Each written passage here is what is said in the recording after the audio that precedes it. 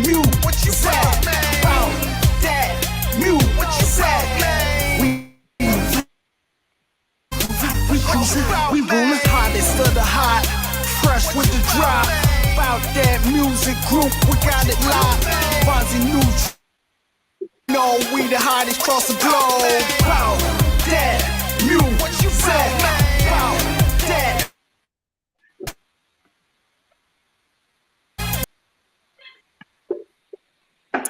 Yes, sir. What's good, family? It's your boy Fuzzy Neutron, represented by the online.com, Floss Mode, aka Floss Angeles.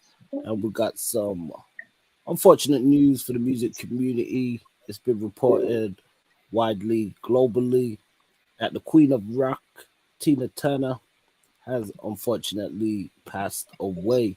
So it's been reported that Tina Turner has died at the age of 83 after long reported illness, and it's been reported that she died in Switzerland. So this is major global news. Tributes have been pouring in, as you guys would expect. So we definitely want to extend our condolences to her family, friends, and fans. Yeah, man. Rest in peace to the So queen. yeah, Tina, she was definitely an icon. Definitely Yeah, man. icon. Did it big. I mean, Floss, you're a little older than me, so you might have a bit more. I would say experience with her music and stuff. I'm sure everybody familiar with a lot of her music, but she definitely made a huge impact. I mean, what some of your memories or experience of it? My first memories of Tina Turner. First of all, rest in peace to Tina Turner, the Queen of Rock.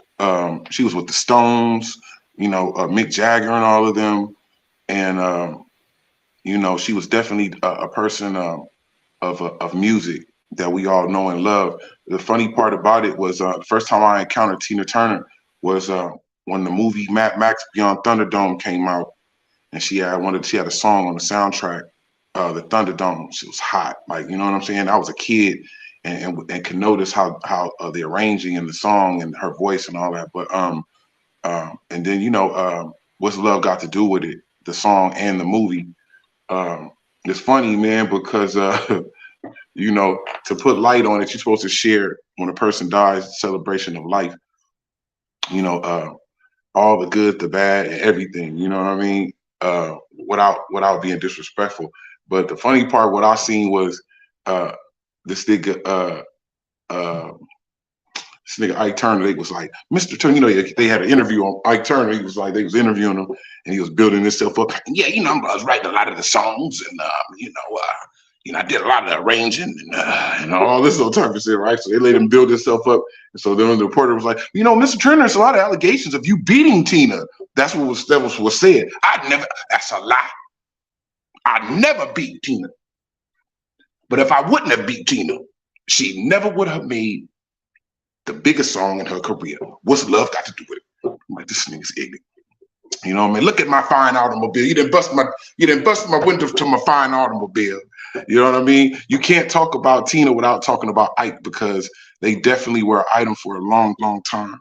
It's just he got out of hand. But Tina Turner is definitely an icon and a person that we all know and love. A lot of people, the youngsters and shit, they don't know that they favorite artists, you know what I'm saying, a lot of the time got their stuff from another artist. And so no throwing no shade on Beyonce or nothing like that, but Beyonce knows that's where she got a lot of her stage show from. Just the excitement, the high pack dancing of Miss Turner. If you go back to some of the earlier films, you have to be in shape. You have to be in shape to be doing. Man, you have to be in shape. You know what I'm saying? And so they set the tone for a lot of this entertainment and stage show. You know what I mean? A lot of artists can just be in the studio and make a dope song or a cool record or whatever, but you bring them to the stage, and they lackluster and weak. You know what I mean? Not Miss Turner. She was definitely a person of the stage. Yeah, no, definitely, man. Once in a lifetime, artist, a generational talent, definitely one who exudes just a different kind of star quality, and what we think of even just the planet, there's a few people that really walk each generation that really captivate like the whole world on that kind of level and stage, and she's definitely one that has did it. Even she came from humble beginnings. A lot of people are familiar with her starting out with Ike, Ike and Tina, and they said they had a band called the Kings of Rhythm. And you mentioned what's love got to do with it, this song, and obviously, I remember the movie, and I'm sure a lot of people are familiar with the movie. Great portrayal by Angela Bassett. I think she did really well in that movie and stuff as well. Like it just really helped. I think a younger generation even get behind who she was and get more of an understanding of some of the stuff that she had went through, the trials and tribulations. And we know it's a movie, so not everything's probably 100% depicted. We know there was some speculation where I could, said that, not all of that stuff was true, and he felt like he was getting a bad rap, Yeah, no, he had got brutalized after the movie. The movie came out, it was the end of him. Oh yeah. It was the end. Yeah, I think, I mean, nowadays we live in a time where there's a lot of conversation about, toxic masculinity and stuff that they call it. I think he would have been the poster child for it if it would have existed in those days and stuff. Because as you said, he definitely what you mean? What you mean the songs don't all the songs sound the same? What you mean? And all that he was like what you mean all the songs sound the same, anime? That's the dude. He was hilarious, dude. He was like, but it ain't funny while you going through it. You know what I'm saying? But Tina Turner, man, she was definitely it. She was it, man. She was. And rest in peace. She was a superstar, man. That's it. Definitely one in a once in a lifetime kind of superstar, man.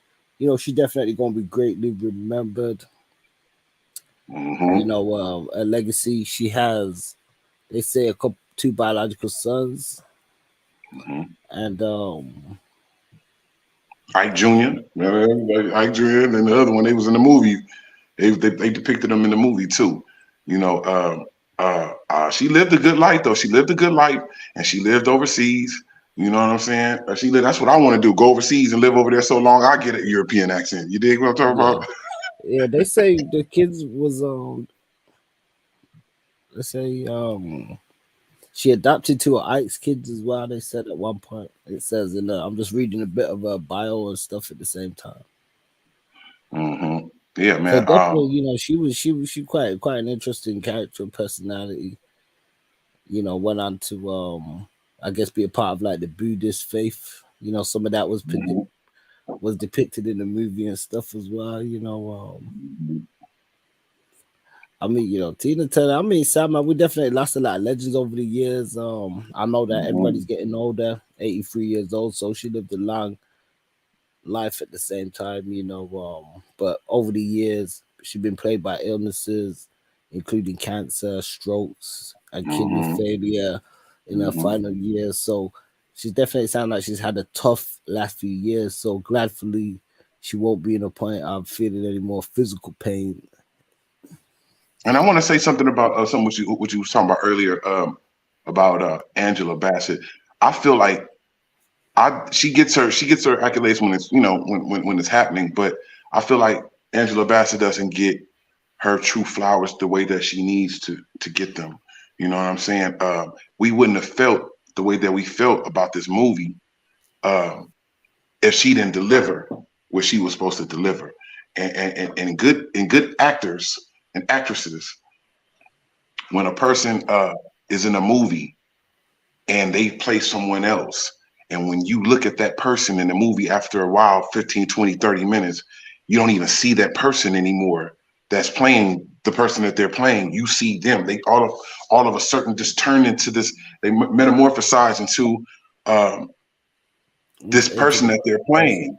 You know what I'm saying? And that's real actors. And it's only a few people I've seen do that, and that's Angela Bassett and Denzel Washington when he played Malcolm X. No, I mean, it's a fact. Angela Bassett, she definitely, deserve a kudos for that. I know recently there was a bit of a uproar of her not getting an award for the Black Panther movie, and she felt snubbed. But I do agree with what you're saying, and because I'm a huge movie buff, and to be honest, when it comes to biopics, I'm not always fond of them. And there's some biopics that they may be great pictures, and some have been quite critically acclaimed, and I still haven't checked.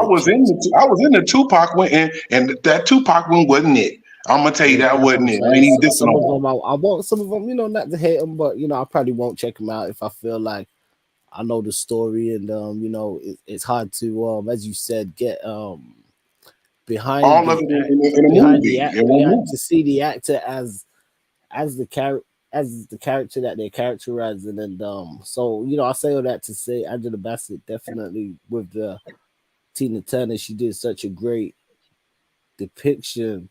Whereas you felt you are when you watching that, you felt you watching Tina Turner, you watching the Tina Right, Turner story. You ain't right, watching right, nobody that So that's exactly how that was. And you hit the nail on the head. And I think that's the beauty of when a good biopic is done, because that's what I was saying earlier, where it really helped a lot of people, even like younger generations, probably get an understanding of right. personality The right way, vicariously through the movie. Yeah.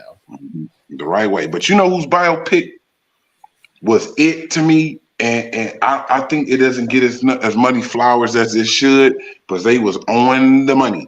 Was the New Edition biopic? The New I Edition think biopic was on the money.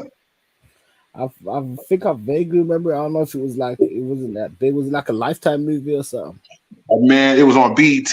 But the cold part about the whole movie was that they was little kids. You know what I'm saying? A New Edition. They was little kids when they first started off, and so they was surpassing big artists like Curtis Blow, and they showed a scene in there where Curtis Blow they was all on him when they met him, and he was mad at him because he had surpassed them on Yeah. on Billboard. The shit was hilarious. You know what I'm saying? But yeah, they biopic was it. Shout out to New Edition, Ron DeVoe and Michael Bivins, and Ralph T and all them.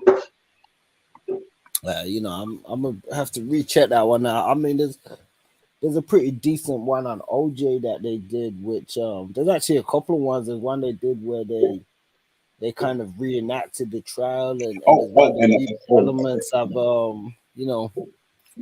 but there's the other some of them you movie. gotta be careful, because there's one that really tries to depict him as like an abusive guy with Nicole. He's got all these extra scenes where he's like, "I'm gonna kill you," doing all this crazy stuff. It's a couple of movies that people not that sleeping on, but you'll sit home and be at the house, and all of a sudden it'll come on, and you be glued to the TV. One of them is the Little Richard Story.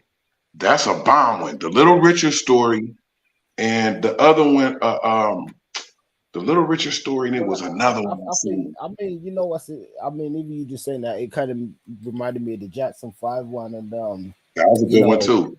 the thing is, even as we just naming these, and when we say, Little Richard, Jackson 5, Tina Turner, it's like the era of when they was doing them at that time, of those kind of legends. It was a lot better than the ones that we see. Obviously now, as you said, with like the Tupac one, and I think that you got Mhm. Straight Outta Compton, I guess, is okay, but for what it is, but they And don't then no hold up. shade, no shade on All Eyes on Me. No shade on that. Shout out to Benny Boom and LT Hutton. I just feel some kind of way about it because I was in the movie, and uh, they took my scene out. You know what I'm saying? It was a dope scene with me, uh, the dude who played Tretch, and my homeboy Chris Clark, who his father is Stanley Clark, the musician.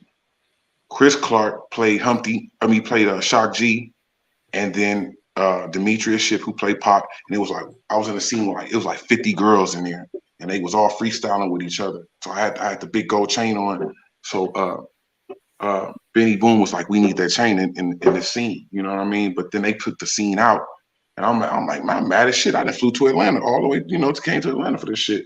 But All Eyes on Me, Demetrius Ship, no shade to him either. He looked like Pac. I remember coming on the set, and what I'm saying, I seen him, and I was like, damn, he looked dead on Pac.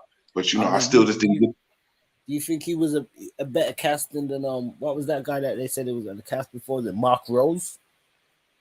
I don't know. I don't know what the other dude looked like. All I know is that Demetrius Ship looked like him. But like I watch movies too, and I'm on it, so I know when somebody is metamorphosizing into a person to where they're this one person that He didn't embody he the didn't, character that though. wasn't it. That wasn't it. He just looked like him.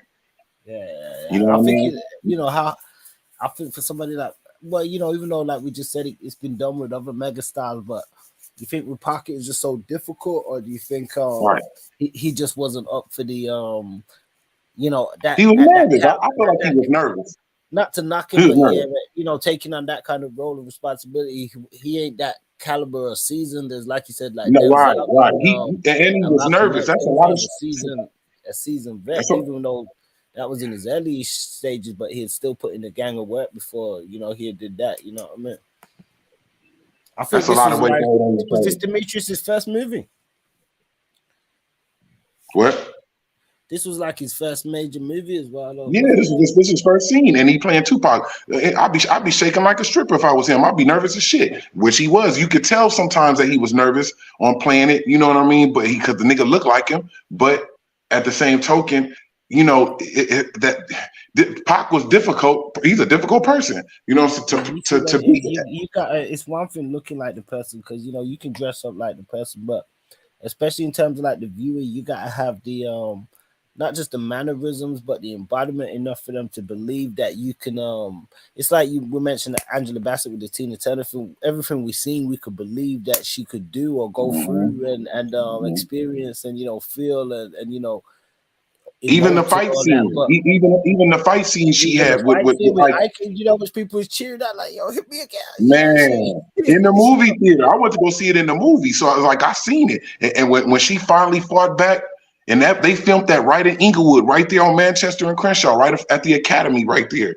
And so I remember when they was filming it. You know what I mean? And so uh, when you know he had been slapping her up and you know blacking her eye and busting her lip for quite some time. You know what I'm saying? And so when she finally got him back, and they walked in that hotel, and he was looking toe up and bleeding and scratched up. Even the men was applauding in the theater. You know what I'm saying? It's a big thing, bro.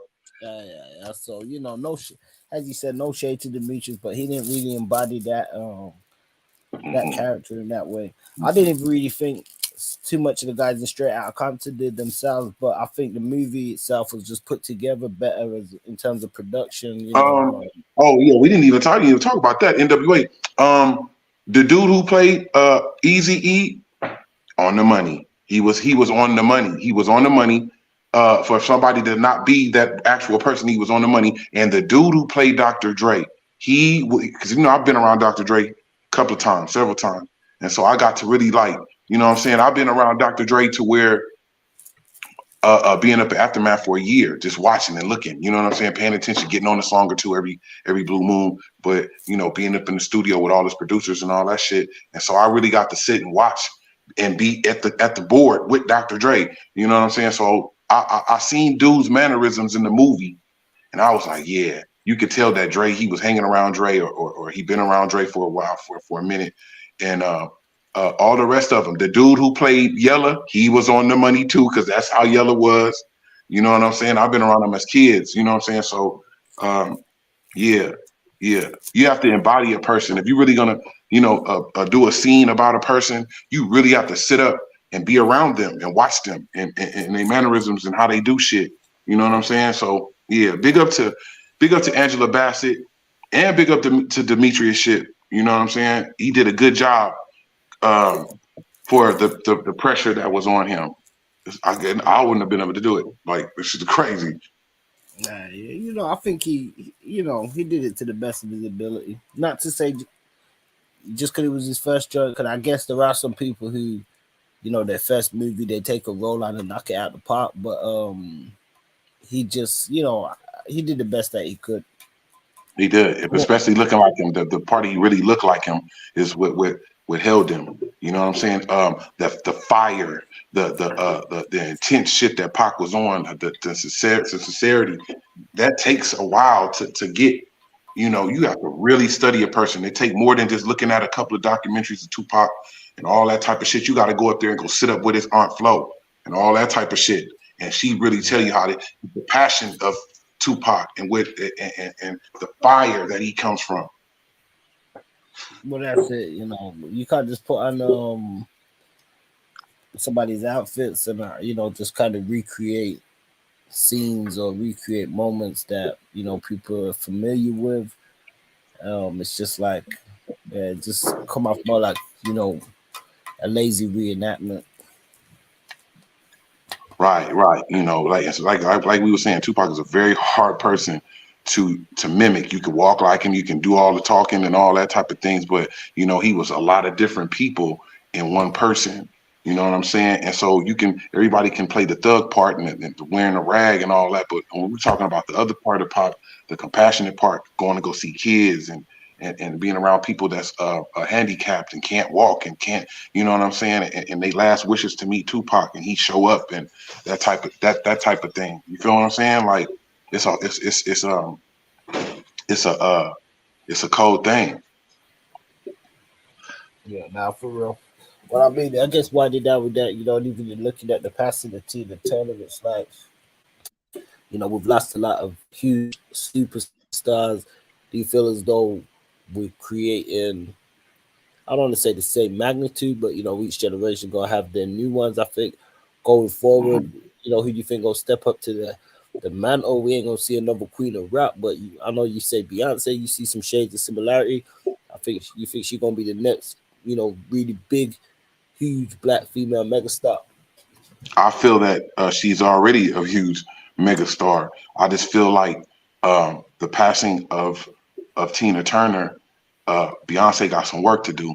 You know what I'm saying? Because she's supposed to be holding that torch. She already a star, but we talking, with years down the line, like Tina, like she just passed in her 80s. We talking like, imagine like being like when she get to those, those kind of ages, God willing, she live a long life too. That she definitely, I think, would cement like a humongous legacy. Also, See, you got to realize that that's the reason why I said that Tina Turner's a real star and all this type of things, because you got to realize they started off young. Tina Turner and them started off hella young, and then hella years went by, and then she resurfaced again in '84. So it was like her second, coming of her being an artist. You know what I'm saying? She like all that doo-wop and all that she was singing with Ike. That was years and years beforehand. And then she came out with What's Love Got to Do with It. And after that, it kind of slowed down after that. But that was a long time ago. And she still was relevant after many years. So that's the only thing Beyonce don't have on Tina Turner. Now, if she keeps coming with some, some bomb songs from, down the line, yeah, you know what I mean? But she's definitely a star. Yeah, now most definitely, bro. Well, once again, man, we definitely want to extend our condolences to the family, friends, and fans of Tina Turner.